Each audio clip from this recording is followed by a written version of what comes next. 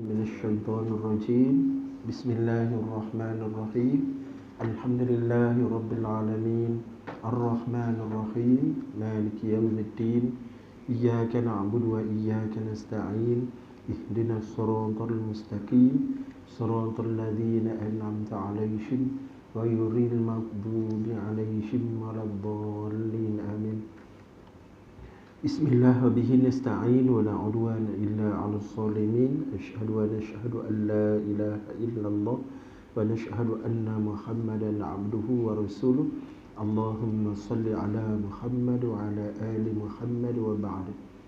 Yang dikasihi al-fadil Ustaz Arun, Ustaz Azbi, anak-anak yang dikasihi sekalian, seterusnya abang-abang, kakak-kakak yang dikasihi sekalian, sekali lagi salam, assalamualaikum warahmatullahi.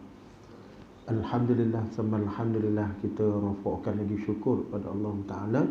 Tujuan kita berkumpul pada pagi hari ini diredai Allah, mudah-mudahan juga niat yang benar dan juga ikhlas, serta adab-adab yang kita pelihara ketika berada di majlis seperti ini akan mengangkat amal kita di sisi Allah Ta'ala dan juga diterima pula sebagai ibadah dan juga datang pula kepada kita sebagai syafaat pada hari kebangkitan nanti. Kita selalu sebut tuan-tuan, biarlah kita selalu sebut, mudah-mudahan benar yang kita, ibadah yang kita buat secara benar, ibadah yang kita buat secara ikhlas akan diterima oleh Allah. Apa yang dimaksudkan dengan ibadah yang benar? Ibadah yang benar ni maknanya ibadah ikut peraturan agama. Tuan-tuan, bukan ikut peraturan kita. Okey, ibadah yang mengikut petunjuk agama. Sebab itu nak sampai kepada ibadah yang benar, nak tak nak kita mesti melalui jalan ilmu. Dia mesti ilmu, barulah kita buat secara benar ikut kehendak Tuhan punya agama. Asy-syari' wallah, iaitulah Allah Ta'ala lah. Bukan buat ikut teka-tekaan, bukan buat ikut syok sendiri, ataupun kita guna istilah bukan buat secara DIY, do it yourself. Pandai-pandai kita, tuan-tuan, itu yang dimaksudkan dengan ibadah yang benar. Yang keduanya, ibadah yang benar ni juga merangkumi apa yang kita cakap dengan apa yang kita buat. Mestilah sepadan. Untuk kita tidak digolongkan dalam golongan orang-orang yang hanya bercakap benda yang dia tak buat. Kabura maqtan 'indallah an taqulu ma la taf'alun. Besar sangat murka di sisi Allah kamu bercakap apa yang kamu tak buat. Jadi ini benda-benda yang kita ambil perhatian dalam pengajian kita, kerana proses kita belajar ini adalah proses kita membaiki diri dan proses kita menyediakan kelengkapan sebaiknya pada kehidupan sebenar, kehidupan akhirat.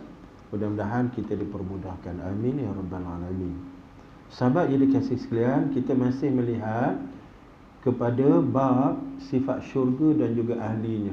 Sebelum itu, kalau saya lupa sebut tadi, tuan-tuan, sama-sama kita lillahi ta'ala, kita betulkan niat kita, kita ikhlaskan diri kita, dan kita masukkan niat-niat ketaatan yang pelbagai, yang banyak, asalkan benar, untuk mengangkat ibadah kecil yang kita buat ini biarlah jadi besar di sisi Allah Ta'ala.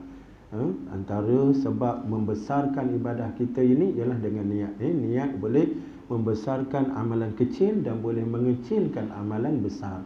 Kalau kerja tu besar, tiba-tiba niatnya rosak, maka yang besar tak ke manalah di sisi Allah Ta'ala. Sebab itu niat itu penting. Kita sambung pada pengajian kitab Tanbihul Ghafilin, peringatan pada orang-orang yang lalai.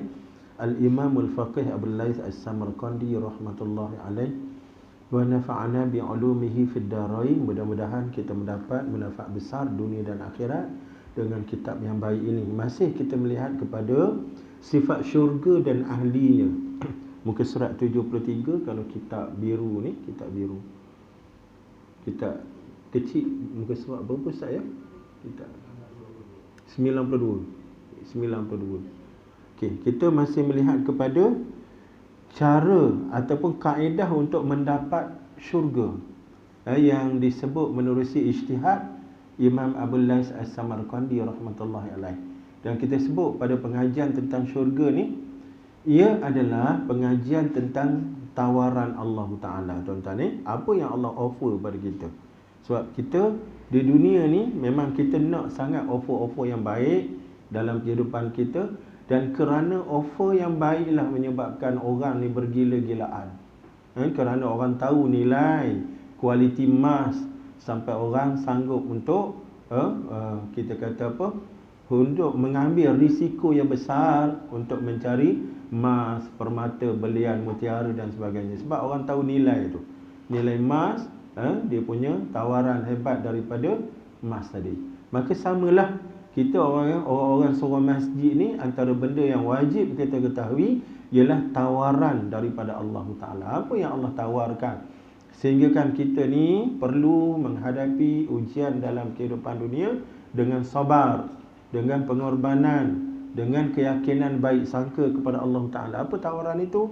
Maka antara tawarannya ialah duduk pada syurga dan gambaran dalam syurga. Yang keduanya, kita bincang juga bahawa antara rahmat Allah Ta'ala kepada kita, sifat belas kasihan Allah pada kita, ialah Allah tidak sembunyikan syurga tu daripada kita. Oleh kerana perkara ni terlalu tinggi nilai, maka Allah tak sembunyikan daripada kita. Maka Allah dedahkan. Bagaimana cara Allah dedahkan? Yang pertama, menerusi ilmu, iaitulah datang perkhabaran syurga menerusi Quran, menerusi hadis dan pengalaman-pengalaman kerohanian ulama-ulama yang siqah, yang wara', yang ikhlas. Okey, pengalaman keperangan, pengalaman kerohanian. Okey, antaranya kitab-kitab seumpama kitab Ar-Ruh oleh Ibn Qayyim, Imam Al-Ghazali, boleh kita baca pengalaman-pengalaman mereka yang bermimpi, yang berjumpa dengan roh orang mati macam-macam. Tapi sumber itu tidak boleh dijadikan sebagai hujah lah. Cuma dia menambah kefahaman kita tentang sebab syurga. Maknanya Allah Ta'ala mendatangkan syurga, mendedahkan syurga kepada kita yang pertama melalui laluan ilmu. Yang kedua, melalui pengalaman kita. Bagaimana pengalaman syurga itu didatangkan kepada kita? Iaitulah Allah datangkan muqaddimah syurga dalam hidup di dunia. Boleh faham tuan-tuan? Sebagaimana juga neraka. Kita dah bincang bab neraka sebelum ni. Neraka satu tempat hukuman yang amat dahsyat, langsung tidak berbaloi dengan keuntungan awal apabila akhirnya berakhir dengan neraka. Maka oleh kerana perkara itu terlalu sadis, terlalu dahsyat, maka Allah datangkan kepada kita, Allah bongkarkan kepada kita menerusi yang pertama saluran ilmu. Okey, yang kedua saluran pengalaman hidup kita. Okey, jadi syurga neraka ni sama aja. Allah datangkan pengalaman hidup kita. Urusan syurga, dalam pengalaman hidup kita, kita bertemu dengan pelbagai keseronokan. Sama ada seronok tu pada nafsu lidah kita, pada nafsu mata kita, nafsu telinga kita, atau seronok pada hati kita, rasa tenang, rasa lega, rasa selesa sangat, rasa aman sangat-sangat, rasa bahagia sangat-sangat. Kenapa dia bahagia? Pasal dia dapat itu ini. Itu adalah muqaddimah syurga yang Allah Ta'ala datang supaya tak pelik pada kita untuk kita memahamkan syurga. Samalah juga dengan neraka. Pengalaman Allah datangkan kepada kita apabila Allah datangkan kesedihan, penderitaan, kesakitan, untuk kita mengambil faham bahawa di samping kesedihan, kesakitan, penderitaan itu ada satu lagi yang disebut sebagai azab yang tidak terperi. Yang tidak terperi. Itu yang kita ambil sebagai satu pengalaman untuk kita menghampirkan diri kepada urusan agama, janji Allah Ta'ala. Jadi kita sambung lagi pada muka surat 73 ni, iaitulah bagaimana untuk mendapat kehormatan syurga itu menepati 5 perkara. Yang pertama, menahan diri dari maksiat. Yang kedua, reda dengan pemberian yang sederhana. Yang ketiga, rajin pada melakukan taat dan semua amal kebaikan.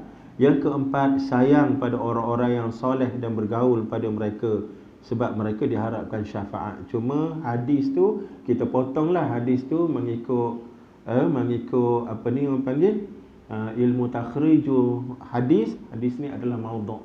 hadis palsu. Jadi kita potong hadis tu. Cuma poin tu betul. Iaitulah satu daripada laluan untuk dapat syurga, kita mesti duduk dalam lingkungan ahli syurga. Duduk dalam masyarakat ahli syurga. Payah tak kita nak cari ahli syurga? Sebenarnya boleh difahami dengan gambaran akhlak dan perangai atas dunia ni. Nabi SAW ditanya, ayu arafu ahlul jannah min ahlin nar? Boleh tak dikenal orang syurga dengan orang neraka ni? Nabi kata boleh. Dan kita pun kalau ambil kertas selai, ambil pen sebatang, okey, cuba tulis senarai sifat-sifat ahli syurga. Kita pun boleh senaraikan. Siap kita tanya lagi, ustaz nak berapa sifat ni? Nak 10 ke 20? Nak cerita apa? Kita boleh cari banyak sifat ahli syurga. Apa contoh tuan-tuan? Sifat ahli syurga. Satu, semayang lah dah. Tak tinggal semayang. Nombor dua, belajar. Kita sebut kita dululah. Takkan nak sebut orang lain dulu. Belajar supaya kita jadi motivasi sikit. Yang ketiga, ihsan. Yang keempat, senaraikanlah tuan-tuan. Tak minum arak, tak berjudi, tak berbohong. Itulah dia sifat-sifat ahli syurga. Cuma yang penting tuan-tuan, bila kita dah berada pada sifat ahli syurga, apa yang patut kita buat? Istiqomahkan diri. Itu yang penting. Istiqomahkan diri, jaga diri pada riya, ujub dan takabur. Itu penting pada urusan kehidupan akhirat melalui dunia ini. Jadi cinta pada orang soleh ni kerana pada diri orang soleh ada syafaat. Allah Ta'ala datangkan satu kelebihan pada kita semua ni. Kita ada keupayaan untuk memberi insentif syafaat pada orang lain, terutama sekali orang-orang baik. Maka sudah tentu kita nak berkawan dengan orang baik, nak duduk bersama dengan orang baik, nak macam-macam lah. Baru ni saya terbuka satu TikTok sampai pada laluan kita ni. Satu kajian dia buat di England, seorang profesor menghabiskan masa lebih daripada 25 tahun untuk mengkaji tentang tabiat kehidupan sosial ni tuan-tuan. Maka dia buat satu dapatan, satu keputusan, iaitulah 95% daripada kehidupan kita dipengaruhi oleh persekitaran. Apa saya lupa dah istilah yang dia guna. Ada istilah dia guna, tapi persekitaran, iaitulah siapa kita berada, lingkungan mana kita duduk, siapa orang yang kita jumpa. Itu lingkungan kita, persekitaran kita. Kalau persekitaran baik, 95% akan membantu kita, kita akan terpengaruh. Dan memang itulah yang diajar oleh agama. Kan, al-mar'u ma'aman ahabba falyanzur ma'aman al-mar'u ma'a khalilih falyanzur ma'aman yukhalil.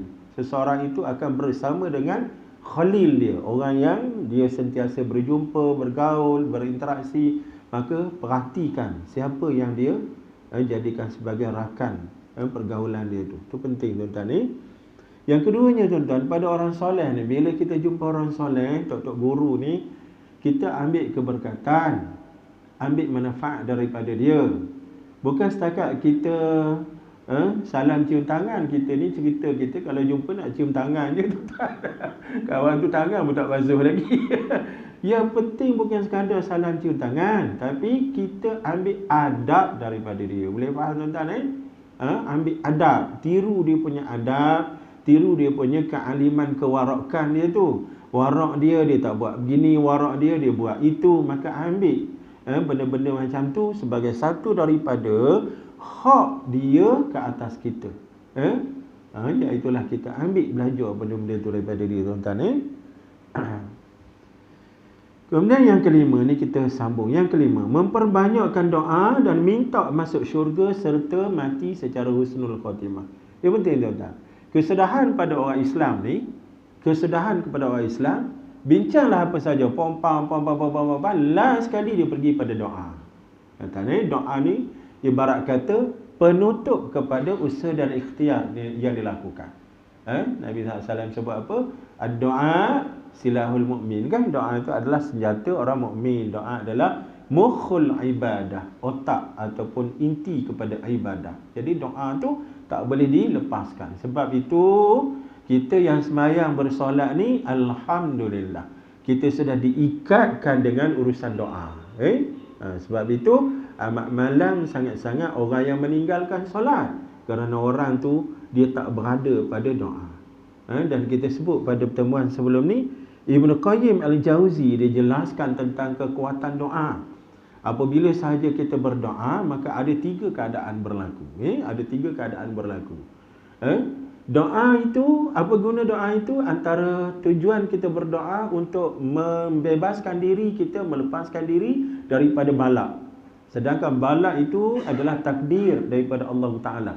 Maka bila kita berdoa ada 3 keadaan. Keadaan yang pertama, doa kita tu kuat. Doa kita kuat. Maka bila doa kita kuat, dia naik ke atas, dia akan bertembur dengan balak yang turun daripada Allah Ta'ala sebagai takdir kita. Maka dia akan bergelut di situ dan doa menang. Pasal dia kuat. Maka dia boleh menolak balak. Itu yang disebut ad-doa la yuraddul qada illa bid-doa. Nabi SAW sebut la yuraddul qada illa bid-doa. Tidak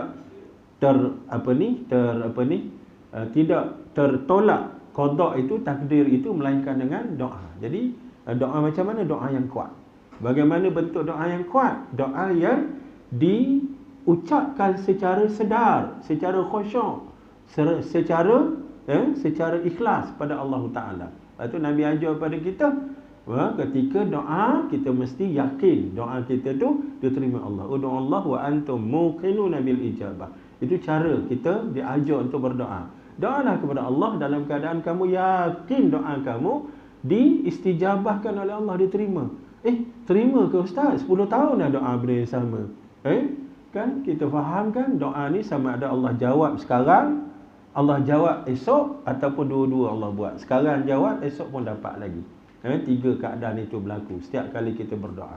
Jadi agama ajar pada kita yakin pada doa, kerana doa yang datang pada hati yang tidak serius ditolak. Innallaha la yaqbalu du'a min qalbin lahin. Allah tidak akan terima doa daripada hati yang lara, ghafilin, yang lalai. Boleh faham ya? Itu kaedah berdoa. Jadi satu keadaan doa kuat, dia boleh menolak balak, naik balik. Keadaan yang kedua, doa tu lemah.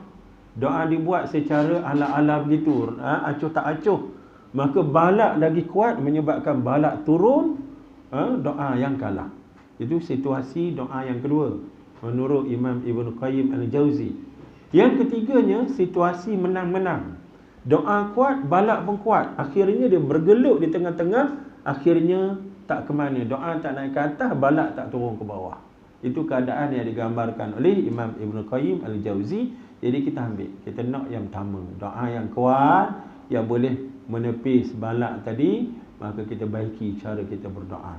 Antaranya doa dengan faham, bukan doa dengan kita cakap tapi hati tak sampai. Sama dengan solat lah. Solat secara khusyuk, solat yang bukan hanya lidah kita membaca ayat, tetapi hati juga mesti membaca apa yang lidah baca. Lidah baca, hati juga follow, ikut mana bacaan lidah. Sebab itu keperluan untuk khusyuk, kita mesti faham apa yang kita baca. Itu keperluan untuk kita khusyuk. Samalah dengan urusan doa tadi. Sahabat-sahabat yang dikasihi sekalian, saya teringat kepada apa yang ditulis oleh Profesor Dr. Umar Sulaiman Al-Ashqar, seorang ulama daripada Palestin. Beliau menulis dalam kitabnya Kiamat Kecil, ada beberapa kaedah untuk kita memastikan mati kita ni sebagai mati husnul khatimah, mati yang baik. Sebab ini terlalu penting dan menjadi kecanaan kepada kita orang-orang surau masjid. Terlalu penting kita diajar supaya memastikan mati kita secara husnul khatimah, kerana amat malang dan celaka bagi orang yang mati kesudahannya su'ul khatimah. Kerana dalam agama ini sesuatu perkara dia ambil kira kepada final, kepada ending. Innamal umur bil khawatim. Urusan itu dia ambil kira pada penamat, pada ending dia. Kita bincang tak pasti kat sini ke mana tuan-tuan. Penting tak penting final ending ni tuan-tuan, kita tengok pada kerja buat kita. kerja buat kita. Saya ambil contoh mudahnya sofa, tuan-tuan, sofa. Kita bayar harga mahal sebab kita tertarik dengan sofa tu. Cantik, orang kata solid, orang kata empuk. Kita membayar dengan harga yang mahal. Sekali bila sofa tu rosak, tuan-tuan, kita pusing terbalik bahagian bawah, rupa-rupanya kita tengok bahagian dalam tu penuh dengan sabut, penuh dengan benda-benda yang kita tidak terfikir berada dalam tu. Luarnya cantik, membayar dengan harga yang mahal, rupanya dalamannya tak comel. Nak faham apa, tuan-tuan? Final ending dia, final touching tu penting sangat. Urusan kesudahan yang menyebabkan kualiti barang tu naik. Lepas tu pada urusan kehidupan kita, tidak diambil kira bagaimana kita bermula, tetapi diambil kira bagaimana kita berakhir. Dan bahasa falsafah sikit, tuan-tuan, ialah nak boleh sebut tu sampai 3-4 malam tak tidur kena hafal. Jangan ambil kira bagaimana ia bermula, tetapi pastikan bagaimana ia berakhir. Apa maksud, tuan-tuan? Maknanya kita duk sedih bila ingatkan awal kehidupan kita ni, rosaknya kita, jahatnya kita, tak senonohnya kita. Tetapi kita mesti pastikan akhiran dia bagaimana. Jangan kita duk menangisi masa lepas, tapi kita baiki masa depan. Sebab di sisi Allah akhirannya macam mana. Boleh faham, tuan-tuan ni? Itulah pentingnya husnul khatimah. Husnul khatimah. Dalam kehidupan kita, kita boleh ambil, kita boleh bayangkan beberapa contoh orang yang sudah meninggalkan kita, yang kita nampak berlaku kesudahan yang baik pada orang-orang ni. Macam-macam cerita kita dengar. Macam-macam cerita. Saya teringat sangat tu yang Ustaz ku apa tu, yang baca khutbah di masjid Kedah tu, tuan-tuan ni. Ustaz ke mana, habis ucapan ittaqullah, tiba-tiba dia jatuh atas mimbar, tuan-tuan ni. Kebetulan masa dia baca tu, adalah di antara jemaah sembahyang Jumaat tu yang ambil gambar secara candid, secara acah-acah, tuan-tuan. Ambil gambar acah-acah. Dia tak tahu pun benda tu akan berlaku. Rupa-rupanya berlaku apa yang berlaku tu. Dan gambar tu apabila diviralkan, Masya Allah, orang duk puji, tuan-tuan. Satu dunia tengok gambar tu, satu dunia duk jawab khair, khair, khair, baiknya, baiknya, baiknya. Allah untung dia, tuan-tuan. Dia mati dalam keadaan berkhutbah, mati dalam keadaan niat untuk beribadah, mati ketika Jumaat, mati ketika dia wuduk, mati. Macam-macam lah, tuan-tuan. Kalau kita senaraikan dia punya kebaikan, apa yang berlaku pada dia. Sama juga tahun berapa, tuan-tuan, berlaku runtuhan krin besar di kota Madinah tu. Tuan-tuan, tahun berapa? 2016, 2015 gitulah, tuan-tuan. Antara krin yang terbesar di dunia, yang kedua besar di dunia, iaitu projek keluarga Bin Laden, tuan-tuan. Bila berlaku, tuan-tuan, tiba-tiba dengar berita sedih kita orang Malaysia ni, rupa-rupanya sebahagian daripada mangsa itu adalah jemaah daripada negara kita. Jemaah daripada negara kita, tuan-tuan. Sampai mayat bersepai, berkecai habis, tuan-tuan. Apa nama seorang tu? Munah, seorang tu Munah daripada Kelantan, Ceruk Rukun, apa? Ceruk Rukun, bukan? Apa Kelantan tu? Ceruk Rukun. Tak lepas kataan tu. Adalah satu tempat di Macam nanti. Mana? Ceruk apa? Kataan tu tak sampai pula di Kelantan. Ceruk Ruku. Cerang Ruku. Gitulah. Nak ceritanya nama dia pun simple sangat. Munah binti apa tak ingat. Munah binti Dolah nama. Nama orang kampung. Nama simple. Munah binti Dolah. Nanti. Tapi ya Allah, kalau kita buat apa ni? Buat analisa pada mati dia tu. Mati pada hari Jumaat di Mekah ketika niat nak haji, lepas asar waktu hujan, kena runtuhan pula. Ya Allah, 1001 kebaikan pada dia, pada laluan agama. Kan salah satu pada syahid akhirat ditimpa runtuhan. Kemudian dia mati pula ketika dia berjihad. jihad muslimat adalah mengerjakan haji. Allahu akbar. 1001 keindahan pada kehidupan akhir dia. Jadi benda-benda macam ni yang kita nak ambil sebagai iktibar, sebagai gambaran kepada kita bentuk kematian yang kita cemburui. Sebab kita pasti melalui laluan tu. Dia adalah pintu gerbang yang perlu kita ikut, kita lalui. Sama ada sedar, tak sedar, redha ataupun tidak, mesti ikut pintu gerbang tu. Kita nak pintu gerbang tu pintu gerbang yang baik, sebagaimana kita bincang kesudahan kawan-kawan kita yang baik. Cuma tuan-tuan, dia nak jadi baik ni dia bukan datang secara orang kata tiba-tiba, spontaneously, tak semena-mena, tidak begitu. Dia datang dengan usaha dan ikhtiar. Kaedah ni bukan hadis tapi kaedah yang disebut sehingga diterima oleh ulama dalam perbincangan. Innama yamutul mar'u ala ma 'asha alaihi. Yamutul mar'u ala ma 'asha alaihi. Seorang itu mati berdasarkan bagaimana dia hidup. Ini bukan hadis tapi diterima dalam perbincangan ulama. Iaitulah bagaimana kebiasaan kehidupan dia, itulah biasanya akhir kematian dia. Dia faham tuan-tuan? Sebab tu kita sebut kalau orang tu bercita-citakan mati yang baik, yang indah, dia mesti pastikan kehidupan dia indah dan baik. Orang yang nak mati atas masjid, dia mesti konsisten dengan masjid, mesti beristiqamah dengan masjid. Tak menasabah dia angkat doa untuk mati di masjid tapi tak pernah sampai di masjid. Itu bukan cerita dia. Boleh faham tuan-tuan? Jadi disebut di situ bagaimana cara hidup kita, kebiasaan kita, maka itulah kematian kita. Kemudian Nabi lanjutkan dalam hadis Nabi, bagaimana kita mati, itulah kita dibangkitkan besok. Boleh faham tuan-tuan? Ini hadis Nabi. Bagaimana kita mati, begitulah keadaan kita dibangkitkan besok. Mati dalam indah, bangkit dalam keadaan indah. Dalam hadis sahih, orang yang mati dalam keadaan haji dan umrah, dia bangkit dalam keadaan bertalbiyah besok di padang mahsyar. Mengerjakan dalam seolah-olah dalam pakaian haji, bertalbiyah tuan-tuan. Ini nak cerita bagaimana urusan kematian yang masuk dalam radar kita, usaha dan ikhtiar kita, khususnya mencapai husnul khatimah.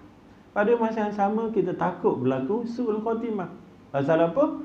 Su'ul khatimah berakhir kepada kemurkaan Allah Ta'ala. Banyak perkara-perkara ataupun kematian-kematian yang berlaku di hadapan mata kita yang kita nampak, Allah, gerunya, takutnya, mati sebegitu tuan-tuan ni. Mati sebegitu. Saya rasa pernah sebut tuan-tuan, tahun 2009 dulu berlaku satu kejadian di Felda Aring, Gua Musang. Rasa macam pernah sebut, tapi kita sebut lagi tuan-tuan untuk urusan bulan kaji dan juga pensegaran balik. Kita baca daripada media macam mana seorang bapa menganiaya anak perempuan dia. Berlaku di Felda Aring di Gua Musang sana. Pada satu pagi dia ajak anak perempuan dia ni, umur masa tu 15 tahun, tingkatan 3, Siti Nur Ain, untuk pergi ke bandar, kononnya nak belikan alatan sekolah. Dan kawan ni bila dengar macam tu, ayah nak beli alat sekolah ni, melompaklah ikut ayah dia bonceng motor. Rupa-rupanya ayah dia bawa masuk ke ladang kelapa sawit tuan-tuan. Dalam ladang tu diikat tangan, diikat kaki, kemudian dia rogolnya anak ni tuan-tuan. Lepas tu dia buat apa tuan-tuan? Ayah ni siram asid pada tubuh anak.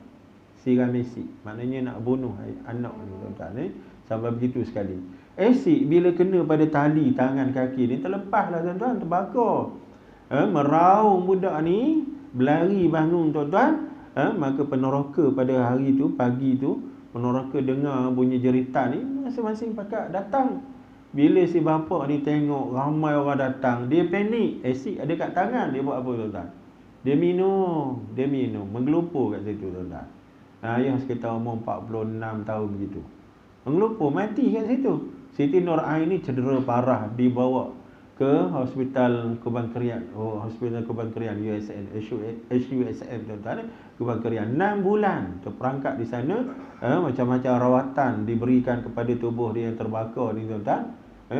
Itulah yang berlaku. Saya baca berita tu dalam metro ketika itu tuan-tuan. Dalam satu kuliah saya di Masjid Kota Damansara, Masjid Damansara, bulan puasa, malam ke-27. 27 ni maklum je lah tuan-tuan, ramai orang ni, sampai limpahan jemaah sampai keluar itu. Terkejut saya tuan-tuan, saya nak patah balik, dandang sakit perut. Seroyau perut. Jadi malam tu saya bawa kisah ni pada jemaah. Rupa-rupanya jemaah dia ni dia hyperaktif sikit masjid tu tuan-tuan. Dia jenis tangkah sikit. Kat belakang tu rupa-rupanya dia buat pengutan kilat. Buat kutipan malam tu. Maka habis je nak balik tuan-tuan, Haji Fadil nama dia, bahagian dakwah ni, datang jumpa saya, Ustaz, ini adalah kutipan yang kami buat malam ni secara ad hoc. Kami berjaya kumpul 3,000 lebih tuan-tuan. Secara tiba-tiba begitu. Jadi seronoklah kita dengar. Cuma hak tak seronoknya, kami serahkan kutipan ni pada Ustaz pergi hantar. Tepuk daya aku. Pasal apa tepuk? Aku tak tahu kat mana. Kita nak baca berita tuan-tuan dalam metro. Saya ni waktu budak-budak dulu, saya suka kumpul keratan paper. Suka membaca, dan benda-benda yang agak sensasi tu saya simpan. Saya ada beberapa naskah lah yang saya simpan. Orang lain simpan stamp, saya suka simpan keratan tu tuan-tuan. Rupa-rupanya adalah dia punya kemudahan. Rupa-rupanya saya boleh sharing dengan ahli jemaah. Tak sangka pula tuan-tuan ni. Jadi bila dah macam tu, tak apalah, bismillah lah. Kita terimalah tanggungjawab tu, walaupun kita tak tahu Felda hari tu kat mana, tak tahu. Longitude, latitude langsung tak tahu. Orang kata planet Mustari ke Venus ke, kita paksa terima. Tak tahu kat mana. Tapi Allah permudahkan urusan. Ada saya dapat idea, saya kontak masa tu, tak maaf lah, saya kontak Jabat Agung Mempas di Jalan Raja Laut tu. Saya minta YDP kawasan sana, kawasan Gua Musa, dipermudahkan. Akhirnya saya berhubung dengan yang dipertua PAS kawasan di sana dan dipermudahkan. Lepas raya kami ada satu rombongan pergi ke sana. Kereta Hansa saya pakai tu ada lagi, saya bawa ke sana. Dan di depan mata saya lah kita bertemu dengan Siti Nur Ain ni. Memang mengerikan tuan-tuan. Nak tengok lama dia pun tak gambar. Anak dara umur 18-19 tahun. Memang patutlah ayah ni sampai tidak keruan. Memang comel orang tu, budak ni tuan-tuan. Tapi nak buat macam mana, nafsu datang, akhirnya berlaku apa yang berlaku. Mukanya rosak teruk. Sampai hidung ni tak ada, buta ni, sebelah mata, sebelah kiri biasanya buta, rambut pun habis, telinga habis tuan-tuan. Nak tengok pun takut. Terbayangkan alien dalam filem-filem kita. Kesian. Yang kita kesian masa depan dia tuan-tuan. Seorang anak remaja yang sedang membesar, yang kehidupannya masih jauh, perempuan lagi tuan-tuan. Macam mana dia nak hadapi kehidupan dia? Dan ketika itu kita bayangkan apa nasib si pelaku, bapa yang sudah berada di alam barzakh. Itulah yang malangnya kita bila kita jadikan kes ni sebagai analisa tuan-tuan, untuk kita memahamkan tentang pentingnya kita berpegang pada agama. Saya buat kesimpulan tuan-tuan, nak boleh sampai ke tempat dia tu, dia bukan setakat Felda, tapi hujung daripada Felda. Katanya kampung tradisi atas pada Felda. Saya tak tahu apa yang berlaku tuan-tuan, sebab selepas tu berlaku banjir besar. Kami pergi tahun 2013, 2014 banjir besar kan, menenggelamkan habis kawasan tu. Tak tahu. Kami nak balik itu hari, Siti Nur Ain tinggalkan pesanan, Ustaz datanglah lagi.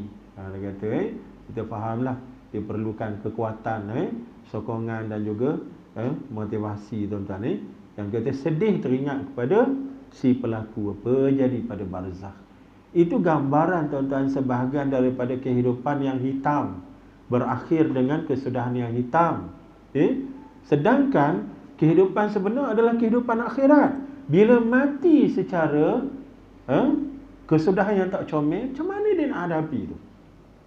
Orang yang tak semayang, orang yang melecehkan agama, orang yang menentang perintah-perintah agama, bila mati tiba-tiba dia tengok agama depan mata. Apa maksud tengok agama depan mata? Segala urusan yang disebut dalam agama dia nampak depan mata. Itu sebab ahli ulama bincang, kenapa orang nazak ni diam? Orang yang dalam keadaan nazak diam. Antara sebabnya diam tu, antara sebabnya mereka dah nampak benda yang selama ini mereka bantah, mereka lawan, mereka kata mana ada, mereka memperleceh-lecehkan. Tiba-tiba yang mana ada, ni dah fabasarukal yauma hadid. Pandangan kamu pada masa itu tajam, boleh tengok apa yang selama ini terhijab pada pandangan kamu, menyebabkan terdiam. Kita macam tengok satu benda yang pelik depan mata, tak sedar orang kiri kanan kita. Begitu tuan-tuan ni. Itu gambaran takutnya manusia, sebagaimana yang Allah Ta'ala dedahkan pada peristiwa su'ul khatimahnya Fir'aun laknatullahi alaihi. Itu sebesar-besar pengalaman ataupun pengajaran kepada kita tentang perkara ghaib yang Allah Ta'ala sediakan pada urusan kematian, tuan-tuan, bahawa manusia pasti akan berhadapan dengan segala janji dan pengajaran agama.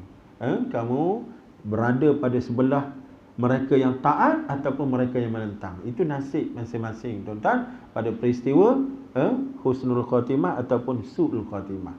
Tuan-tuan ni yang berlaku. Satu kes lagi, polis di Segamat, tuan-tuan ni. Sekitar tahun 2018 begitu. Polis muda lagi, umur 30-an. Pagi hari tu dia tembak isterinya di barek polis, tuan-tuan. Tembak isterinya. Lepas tu dia bawa anak dia drive kenderaan pergi ke Johor, balik ke rumah bapa mentua dia. Sampai waktu petang tu bapa mentua imam masjid. Kemudian tengah duk sibuk nak bersiap ke masjid, tiba-tiba anaknya yang lain dengar bunyi tembakan dalam rumah. Rupanya bila ditinjau apa yang berlaku, rupanya 2 mayat masa tu. Bapa mentua mati, kemudian yang si polis tu pun mati, tuan-tuan. Dia tembak bapa mentua dia, kemudian dia tembak diri dia, tuan-tuan. Bunuh diri. Yang tu kita nak faham macam mana, tuan-tuan. Dari sudut perbincangan agama, kita haraplah mudah-mudahan ataupun biarlah si polis tu buat benda tu dalam keadaan dia tak sedar diri. Sama ada dia mabuk ke, atau sama ada dia bingung ke, sama ada apa-apalah, tuan-tuan. Janji dan jangan waras. Sebab buat dalam keadaan waras, kita tak boleh nak faham bagaimana hukuman di akhirat. Bunuh orang ni kita tahu hukuman di akhirat. Surah An-Nisa ayat 93 tu. Wa may yaqtul mu'minan muta'ammidan fajaza'uhu jahannamu khalidan fiha wa ghadiballahu alaihi wa la'anahu wa a'adda lahu 'adzaban 'azima. Siapa bunuh orang lain, mukmin yang lain dengan sengaja, maka balasannya ialah neraka selama-lamanya. Jahannamu khalidan fiha. Sebab tu Ibnu Abbas radhiyallahu anhu kata, pembunuh tidak ada taubat untuk mereka. Itu pandangan Ibnu Abbas. Tapi pandangan jumhur kata masih ada taubat. Tapi Ibnu Abbas ambil hujah daripada An-Nisa tadi, ayat 93. Kekal dalam neraka selama-lamanya. Kemudian Allah marah. Kita fahamlah macam mana kita menghadapi kemarahan sesama kita, tuan-tuan. Orang marah ni macam mana? Incredible hak jadinya, tuan-tuan. Tenaga power ekstrim datang, tuan-tuan. Kemudian dilaknatnya oleh Allah Ta'ala. Laknat yang keempatnya, disediakan azab yang amat dahsyat bagi pembunuh secara sengaja, secara waras. Ini bukan seorang dia bunuh, 2 orang. Isteri, bapa mentua, kemudian bunuh diri pula, tuan-tuan. Masya Allah. Benda yang tak boleh kita faham. Itu yang berlaku di Jerantuk pun sama kan. Tahun lepas Jerantuk, umur 73 tahun tembak bini umur 67 tahun. Saya bila baca kes ni, saya duk sebut, biarlah jangan Islam, biarlah jangan Melayu, jangan orang Islam. Pasal apa? Kita Allah, bila sebut Islam ni Allah, kita sendiri tak boleh nak jadi kuat. Kita bayangkan apa yang dia akan tempuh, tuan-tuan ni. Rupanya baca berita petang sekarang, rupanya 2 Melayu, tuan-tuan. Pesara Jabatan Perhutanan Negeri Pahang, umur 67 isteri, 73 suami. Berapa tahun dah jadi suami isteri, tuan-tuan? Lebih 40 tahun tu. Tiba-tiba ending dia macam tu. Itu boleh faham tak, tuan-tuan, tentang keperluan jaga hujung kehidupan? Jaga hujung kehidupan kita. Tidak semestinya kita rasa kami ni tak ada masalah, Ustaz, aman damai, tiap-tiap cuti sekolah pergi ke Perlis, Terengganu, Ustaz Terengganu kan, tempat Ustaz tu selalu kami pergi. Belum tentu tuan-tuan kita hidup dalam keadaan harmoni begini, belum tentu.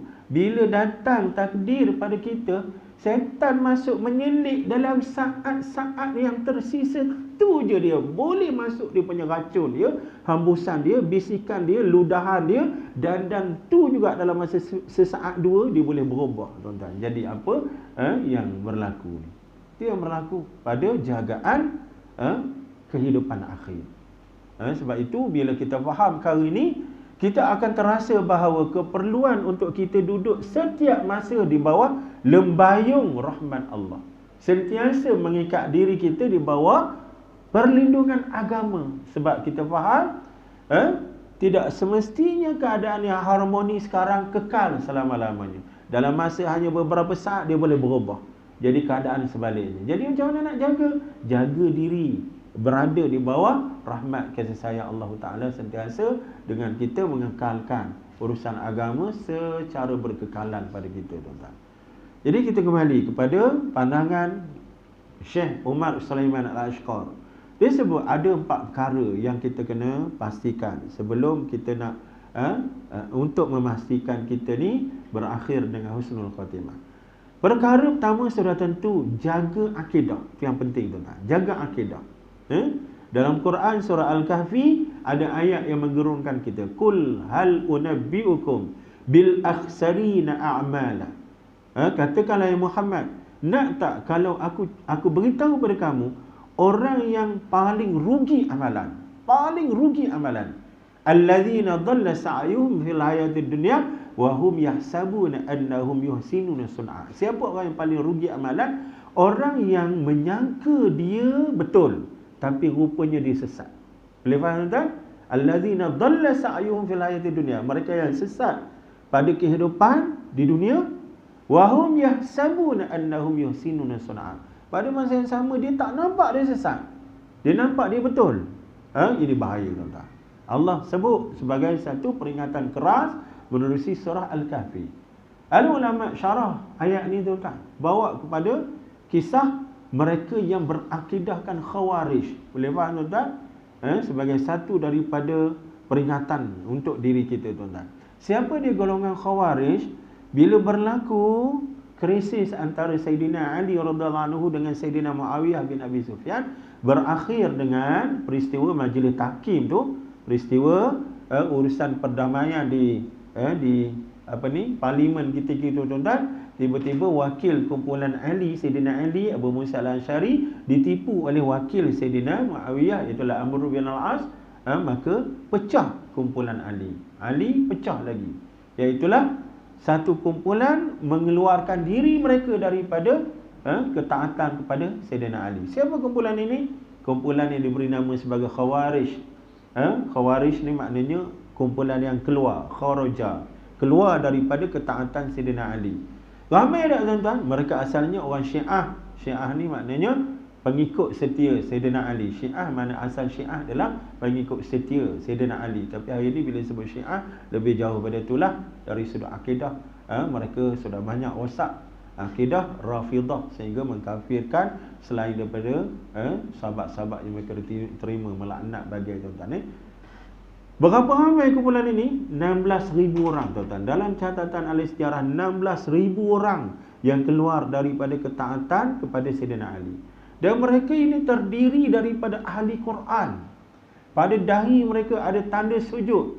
Pada tubuh badan mereka tunjuk tanda berpuasa. Mereka disebut sebagai qurra. Mereka yang banyak beribadah dan baca Quran. Ini dia, tuan-tuan. Termasuk seorang yang bernama Abdul Rahman bin Muljam. Abdul Rahman bin Muljam yang akhirnya dia ni menjadi pembunuh Sayyidina Ali. Dibunuhnya Sayyidina Ali dalam peristiwa pembunuhan semua kita tahu. Sedangkan pembunuh Sayyidina Ali ni Nabi SAW dah beritahu dah 30 tahun sebelum tu. Nabi kata ashqal awwalin akhirun naqah. Orang yang paling celaka di kalangan orang awal adalah pembunuh unta Nabi Saleh alaihissalam. Kita belajar sirah Nabi Saleh alaihissalam. apabila keluar unta daripada batu, Nabi Saleh beritahu, hazihi naqatullah, ini adalah unta betina Allah punya. Maka kamu hormat kat dia, beri peluang untuk dia, sari untuk dia minum daripada telaga kamu, sari kedua untuk kamu pula ambil manfaat daripada susu dia. Jangan usik, jangan usik. Kalau tidak balak turun. Tapi yang tu yang dia buat, tuan-tuan. Akhirnya berlakulah pembunuhan unta Nabi Saleh AS oleh Kudar, oleh Musaddaq. Ada tu 9 orang ketika tu, pemuda Tahalasok yang akhirnya menjadi pembunuh kepada unta Nabi Saleh. Pada hari Rabu mereka membunuh. Pasal apa? Sebab satunya pasal degil tadi, yang keduanya pasal ada pula, tuan-tuan, perempuan-perempuan yang menawarkan diri, anak-anak gadis ni, abang, kalau abang berani pergi bunuh, abang boleh ambil saya lah. Tawarkan diri masing-masing sebagai mahar kepada pembunuh, tuan-tuan. Akhirnya terangsang dengan keduniaan, dengan godaan tadi, mereka tak fikir panjang dah, dibunuhnya untuk Nabi Saleh. Kudar memanah, Musaddaq menikam, tuan-tuan. Dan apa yang berlaku? Malam hari mereka ditimpa batu daripada langit. Apabila malam itu mereka cuba untuk membunuh Nabi Saleh AS pula, tuan-tuan. Itu peristiwa pembunuhan unta Nabi Saleh. Jadi Nabi SAW dia sebut bahawa pembunuh unta ini adalah orang yang paling celaka di kalangan awal. Wa ashqal akharin alladhi qatalaka ya Ali. Adapun orang yang paling celaka di kalangan umat kemudian ini adalah orang yang membunuh kamu wahai Ali. Ini hadis masa depan. Lebih kurang saya tak ingat 30 ke 40 tahun, tuan-tuan, sebelum berlaku peristiwa pembunuhan peristiwa pembunuhan Sayyidina Ali. Abu Bakar 2 tahun, Sayyidina Umar 10 tahun, 12 tahun, campur dengan Osman radhiyallahu anhu 12 tahun, berapa dah, 24 tahun. Lebih kurang 30 tahun sebelum berlaku peristiwa ni Nabi SAW dah sebut. Maka bila saja Ali radhiyallahu anhu ditikam dalam keadaan gelap, perjalanan pergi ke masjid ketika itu waktu subuh, Ali menjerit, aku telah dibunuh. Maka terus kumpulan sahabat ini yang ada mengepung kawasan tu, maka bila disuluh kepada pembunuh, tuan-tuan, masing-masing terkejut. Dilihat pembunuh kepada Sayyidina Ali adalah Abdul Rahman bin Muljam. Siapa dia Abdul Rahman bin Muljam? Orang agama yang paling warak, tuan-tuan. Yang Sayyidina Umar, pada zaman Sayyidina Umar, hantar dia ni sebagai wakil Islam kepada Mesir untuk mengajar penduduk Mesir yang baru nak kenal Islam ketika itu. Ini Abdul Rahman bin Muljam. Saat dia nak mati dibunuh, Sayyidina Ali radhiyallahu anhu tinggalkan wasiat, kalau aku masih lagi bertahan, hidup lagi, maka serahkan dia pada aku untuk aku adili. Tapi kalau aku mati kerana pukulan ini, maka kamu tolong kisahkan dia bagi pihak aku. Maka akhirnya Sayyidina Ali tak silap saya 3 hari selepas itu wafat, tuan-tuan, dengan tikaman itu, dan dihukum kisah kepada Abdul Rahman bin Muljam. Ketika nak dibunuh, tuan-tuan, ada riwayat yang agak ekstrim sikit, mengatakan bahawa Abdul Rahman ni minta supaya dia ni diseksa dulu, jangan dibunuh secara langsung. Diseksa dulu, dicincang jari. Pasal apa? Supaya bila Allah tanya dia kenapa pada tubuh badan ni, maka dia boleh berujar kerana agama kamu ya Allah, kerana nak menegakkan agama kamu ya Allah. Itu antara riwayat yang agak ekstrim. Tapi hak agak sederhana, tuan-tuan, mengatakan bagaimana dia ni dibunuh, dikisas dalam keadaan dia tetap yakin dia benar. Ketika dia dikisaskan, dia mulutnya membaca Quran. Wa minan nasi man yashri nafsahu ibtigha'a maradatillah. Ada di antara manusia ini yang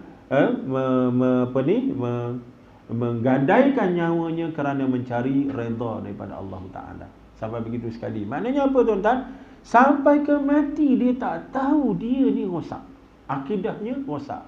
Apa rosak pada Khawarij? Apabila mengkafirkan seluruh orang selain pada mereka, menghalalkan darah semua orang selain daripada kumpulan Khawarij ni, 16,000 orang. Hasil daripada dakwah yang dibuat oleh Ibnu Abbas radhiyallahu anhuma berjaya menarik, mentaubatkan balik 12,000, tinggal 4,000 saja yang kekal dengan fahaman yang ekstrim. Boleh faham tuan-tuan? Bab ni kita ambil sebagai panduan, bab jagaan akidah. Bab apa? Kita ambil rujuk kepada akidah Khawarij, sebab luaran orang nampak dia ni ahli ibadah. Boleh faham tuan-tuan?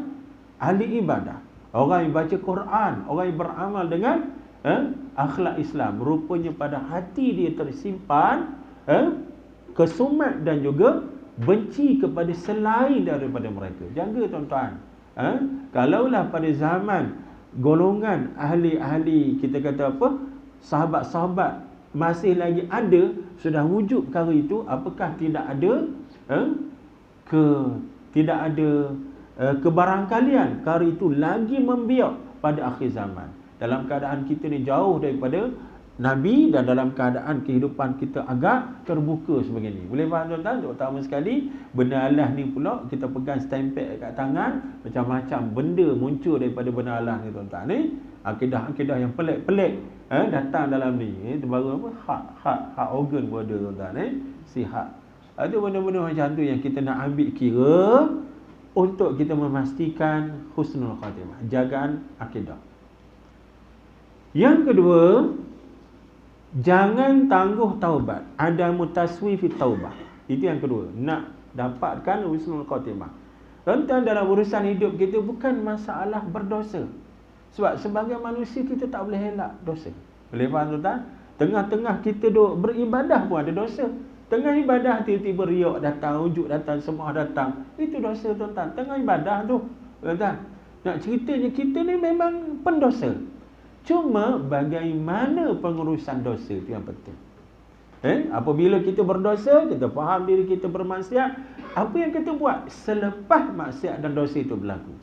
Iaitulah kita kembali kepada rahmat Allah yang namanya taubat, yang namanya istighfar, yang namanya perkara-perkara yang baik untuk menimbun kesalahan yang kita buat. Itu yang penting. Maka jangan tangguh pada urusan taubat. Boleh faham tuan-tuan ni? Ada orang yang berkerak rotan. Hamba ni lagu nidah dia kata. Tak apalah hamba ni, biarlah anak hamba hak comel. Saya jumpa tuan-tuan. Satu waktu bapa hantar anak berjubah serban, hantar ke mak tahfiz, dalam keadaan bapa ni pakai singlet seluar pendek. Naik motor, bawa anak. Kan tak kena tu gambaran tu kan, anak pakai jubah, gambaran malaikat, si bapa pula. Yalah, bukan kita tak boleh kata ahli neraka, tapi gambaran luar tu nampak tak betul sungguh, tak matching. Bila bercakap tuan-tuan kasarnya bahasa, dan kita dapat beritalah juga rupanya abang long tuan-tuan. Abang long jenis tubuh berketal-ketal tubuh bersasa. Jadi orang macam ni dia dah letak satu pendirian dalam diri, ala-ala menjeluk perkasan biar sampai pangkal lengan. Ala-ala buat jahat teruk. No retreat, no surrender tuan-tuan. Tak acim main bendera putih. Dia sedar tak orang ni bagaimana neraka tu bukan sebagaimana yang dia faham. Sekadar celup jari dalam minyak panas gitu je. Neraka tu macam mana tuan-tuan? Kita dah bincang bab neraka. Sepanas-panas bahan kepanasan di dunia ni. Kita nak ambil apa bahan kepanasan di dunia? Kalau kita bincang api matahari, kepanasan matahari, dia punya teras dia 5 juta darjah Celsius. Ikut bacaan data saintifik tuan-tuan, 5 juta darjah Celsius. Itu bahan kepanasan matahari. Gas hidrogen tukar kepada helium, menghasilkan kepanasan tu tuan-tuan. Yang Allah sebut menerusi Nabi SAW hadis sahih muttafaqun alaih. Nabi kata apa? Api yang kamu gunakan ini adalah satu daripada 70 juzuk api neraka. Satu nisbah 70. Dan Nabi tambah lagi, kalaulah tidak yang satu tu direndam dulu dalam laut 2 kali, niscaya kamu tak boleh nak ambil manfaat pun. La man tafa'tum bihi min syai'. Kamu tak boleh nak ambil manfaat langsung. Dahlah satu 70 api neraka dipecah 70, ambil satu, bawa ke bumi, yang satu sebelum serah pada kita direndam dulu bagi sejuk. 2 kali proses. Api apa tu Wallahu alam. Sebagai gambaran kedahsyatan api neraka. Cukup kita jumpa hadis sahih azab neraka yang paling ringan apa? Kan? Hadis sahih ni. Apa azab neraka yang paling ringan? Seorang yang diletakkan bara api di bawah telapak kaki. Bara api, tuan-tuan. Tapi apa yang berlaku? Menyambar kepanasan dalam tubuh sampai membakar, sampai menggelegakkan otak. Hatta yughlidi maruh, sampaikan otak dia menggelegak dan dia rasa bahawa dia adalah manusia yang paling berat azab dalam neraka, sedangkan dia adalah orang yang paling ringan neraka. Itu disebut dalam hadis sahih, tuan-tuan, berkenaan dengan azab neraka. Jadi sampai ke tidak peringatan begini kepada orang-orang yang alang-alang menyelut perkasan sampai ke pakai lengan. Dia perasan tak? Bengkeng dia tak boleh nak lawan bengkeng Firaun. Samsing dia tak boleh lawan dengan samsing Firaun. Jahat dia tak boleh lawan dengan jahat Firaun. Tapi sejahat, sebengkeng, sekejam Firaun, nak mati cari Tuhan. Cukup kita belanja ambil iktibar kat situ. Sebengkeng-bengkeng manusia paling bengkeng di dunia, yang setan pengiling kepala tengok Firaun ni. Allah, ada satu riwayat, tapi riwayat ni kita dengar je lah, tuan-tuan ni. Tak diabsahkan. Satu hari Iblis datang ziarah Firaun. Firaun duduk dalam istana dia, ketuk pintu luar, tuan-tuan. Saya tak ingat kitab apa yang bawa kisah ni, lama sangat, tuan-tuan ni. Dia ketuk pintu. Kemudian Firaun tanya, siapa hak ketuk pintu tu? Manil ladzi bil bab, siapa hak ada di pintu tu? Iblis kata, akulah bengong. Bengong tu saya nampak, tuan-tuan. Akulah. Hang ni mengaku jadi Tuhan, tapi aku hak ketuk pintu kat luar pun hang tak kenal, hang tak tahu. Gitulah, tuan-tuan. Maka masuklah, sembanglah dua orang ni, tuan-tuan. Maka Firaun tanya setan, selain daripada kita ni, siapa hak lebih bengong daripada kita? Ada tak lebih jahat daripada kita? Maka jawab Iblis ni, dia kata, orang yang tidak memaafkan kesalahan saudara dia. Bila saudara dia minta maaf, tiba-tiba tak maafkan, itu orang yang bodoh. Orang yang paling bengong, lebih bengong daripada kita. Pasal apa? Sebab dalam agama, memaafkan kesalahan orang ni, sampai Allah kata fa'ajruhu 'ala Allah, pahalanya terpulang pada Allah nak balas. Berapa banyak? Tengok, itu Allah punya kehendak. Tengok kesukaran dia nak memaafkan, keberatan penderitaan yang dia alami, tiba-tiba dia masih maafkan, maka pahala itu bergantung dengan kekuatan itu, tuan-tuan. Jadi orang ni, dia tak ambil kemudahan, kelebihan itu, maka dia ni lebih teruk daripada kita fikir. Tapi cerita macam ni kita dengar je lah, tuan-tuan. Jangan buat hujah pula. Tak tahu dia punya sanad dia, tuan-tuan. Dia tak ingat kita apa. Jadinya jangan tangguh taubat. Dan kita alhamdulillah, sekali lagi, tuan-tuan, kita sebut alhamdulillah, bila kita jadi ahli solat, kita sentiasa berada pada ingatan taubat. Boleh faham, tuan-tuan? Kita lepas ni ada bab taubat, tuan-tuan. Ada bab tentang taubat, tentang fadilat solat. InsyaAllah kita lihat pada bahagian belakang ni lah. Yang ketiga, macam mana nak pastikan kita ni husnul khatimah? Yang ketiga, beristiqamah. Yang ketiga, beristiqamah. Kita dah sebut tadi, tuan-tuan. Ahli syurga, ahli neraka, kita boleh kenal menerusi perangai-perangai. Cuma beristiqamahlah dengan kebaikan. Kita alhamdulillah, insya-Allah, ini gambaran ahli syurga lah. Orang yang ibadah tak tinggal, orang sentiasa bermuhasabah, orang jaga ukhuwah, orang yang penting, tuan-tuan, jaga perkara-perkara yang menghapuskan kebaikan. Dan beristiqamah. Apa perkara yang menghapuskan kebaikan? Riya, wujud sema'ah. Tuan-tuan, itu syirik dalam tu. Syirik luar kita dah jaga, syirik dalam hati pelihara tak? Kena pelihara. Kemudian beristiqamah. Jangan hari ni buat, esok tinggal. Boleh faham, tuan-tuan? Ada di kalangan manusia, sahabat Nabi, yang istiqamahnya tak sampai. Istiqamahnya tak sampai. Ada seorang yang namanya Abdullah bin Abi Sarah. Nabi letakkan nama hamba Allah ni dalam senarai pesanan gerata. Orang yang dikehendaki oleh Islam. Baikru, jumpa, bunuh. Walaupun dia bergayut pada kelambu Kaabah. Ketika Islam berjaya menguasai balik kota Mekah, pada peristiwa pembukaan Mekah, maka Nabi SAW memberi keampunan kepada seluruh penduduk Mekah. Ini satu gambaran kepada bagaimana Islam sebenarnya. Islam bukan cerita nak bedal orang, nak macam-macam lah. Islam adalah kasih sayang. Islam adalah kebebasan. Hari ini kita bulan kemerdekaan. Islam adalah kemerdekaan. Hurriyatun nafsi bil haqiqah. Tuan-tuan, itu Islam. Tuan-tuan, menerusi kalimah la ilaha illallah.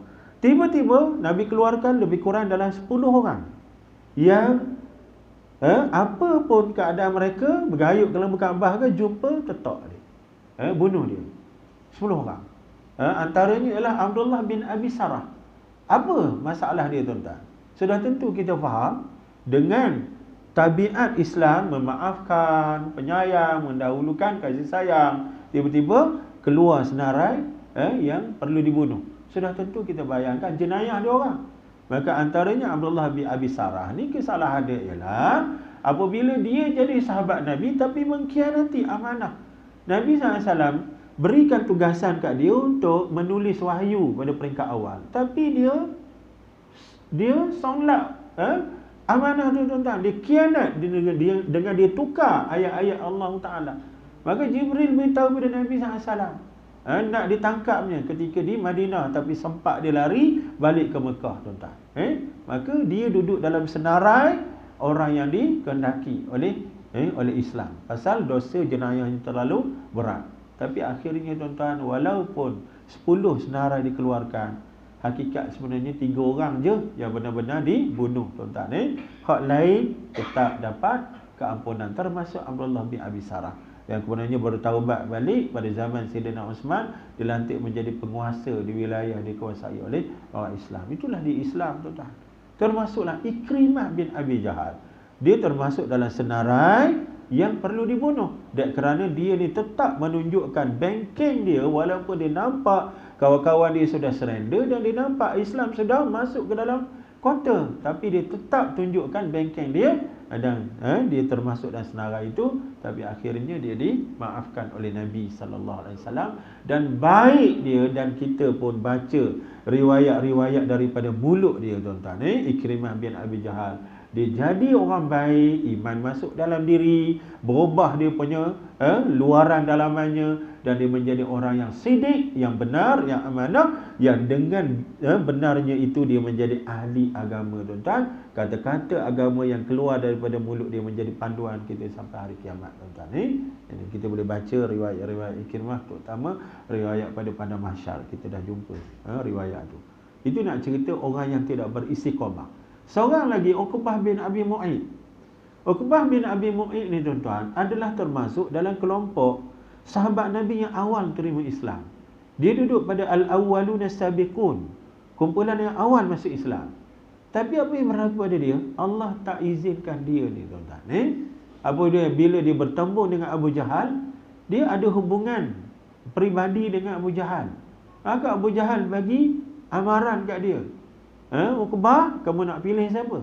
Nak pilih Muhammad yang tak ada apa-apa kekuatan, anak yatim piatu, anak-anak pun tak ada, ataupun nak pilih aku? Kalau pilih aku, kekayaan kamu, kedudukan kamu akan boleh bawa sekali dengan kamu. Tapi kalau kamu pilih Muhammad, kamu tinggalkan segala kekuatan, kekayaan, kedudukan yang kamu ada, kerana kamu memilih anak yatim piatu tadi.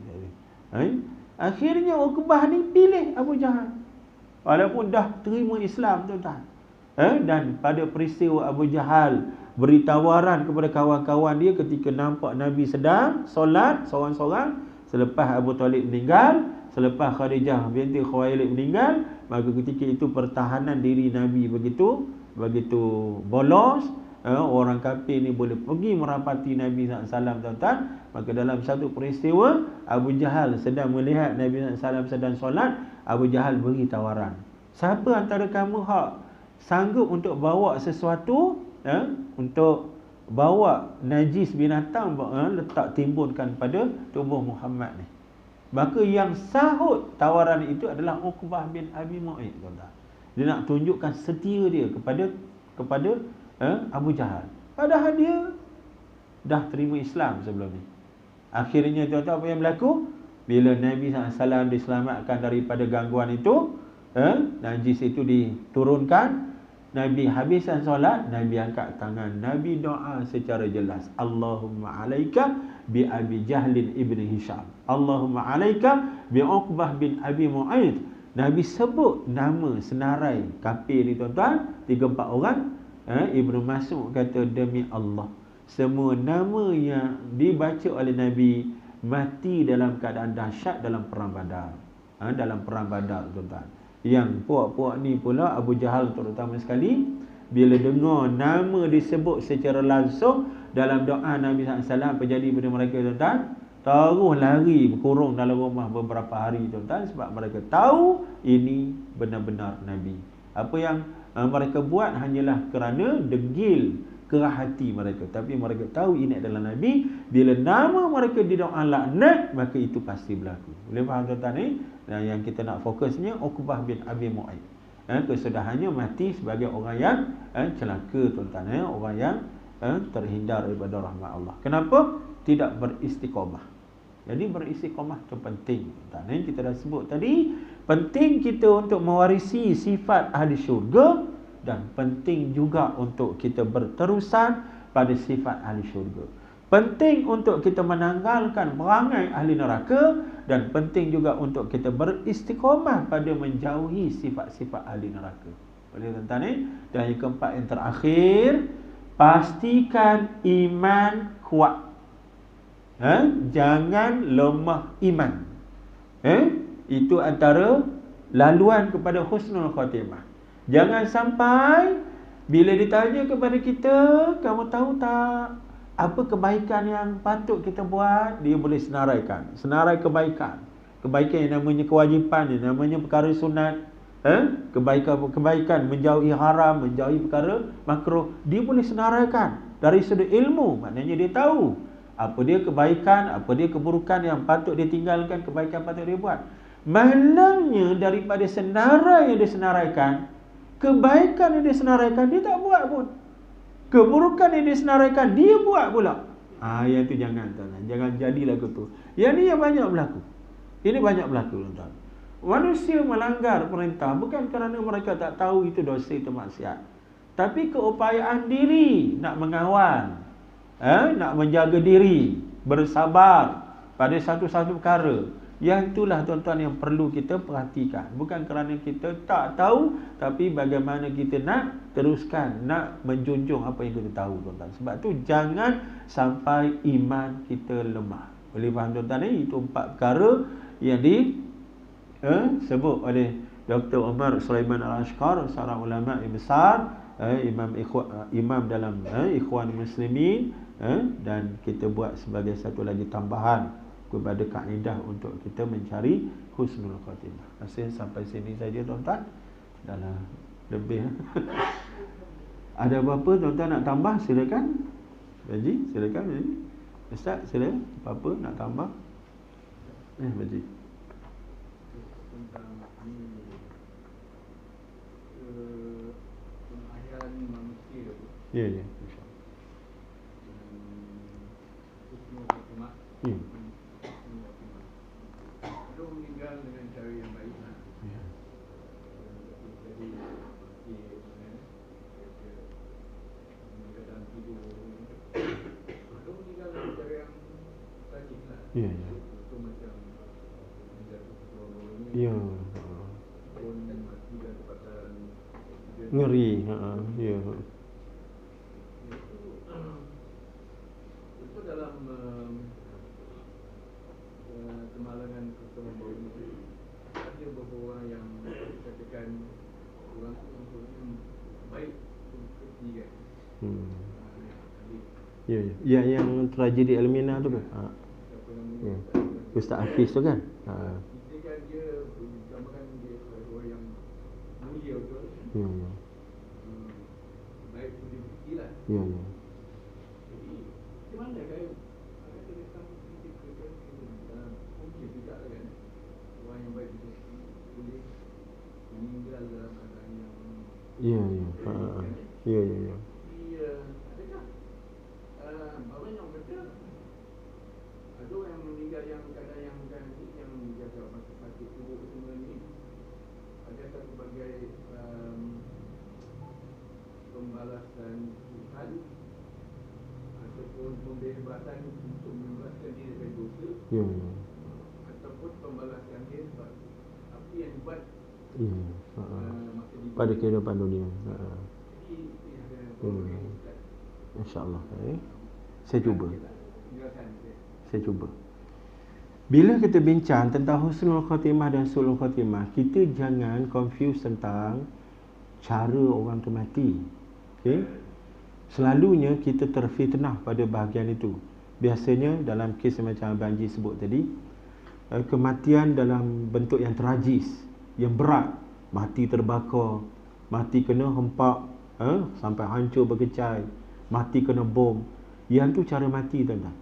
Cara mati tidak menentukan sama ada husnul ataupun su'ul khatimah.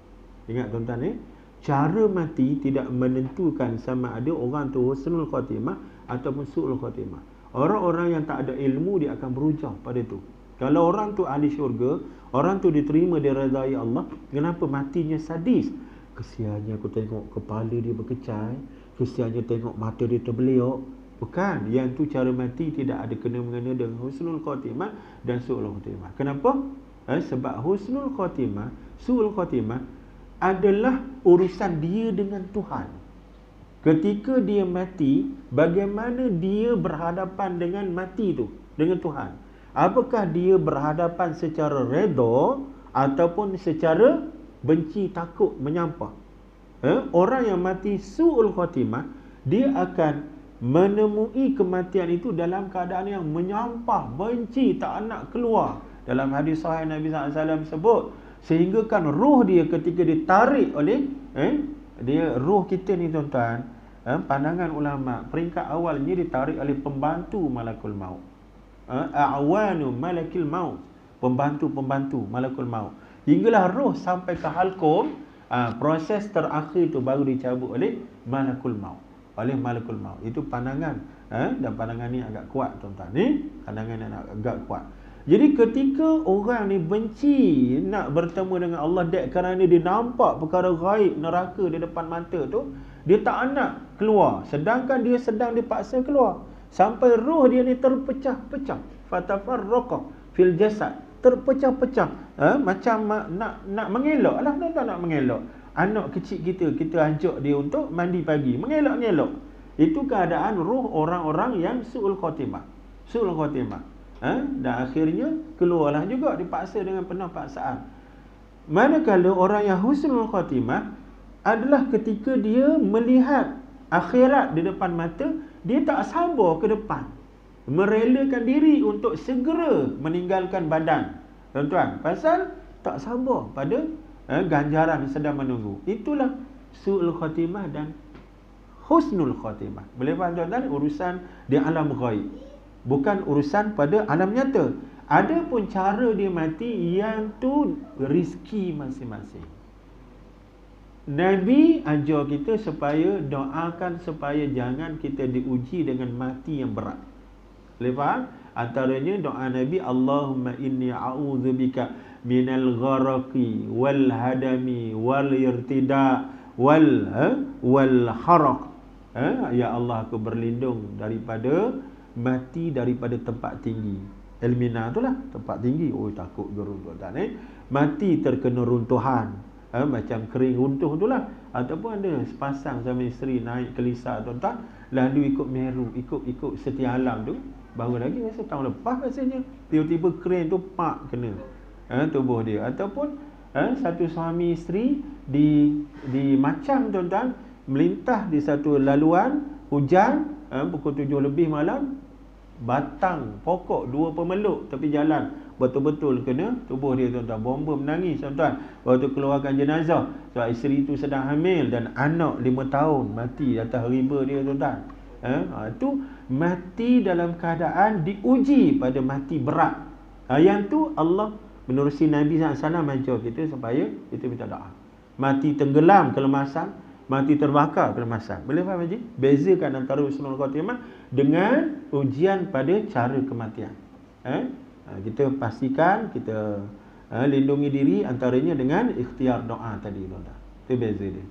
Boleh Haji jawab soalan tadi? Bezakan Yang husnul khatimah adalah urusan di alam ghaib antara si mati dengan Allah.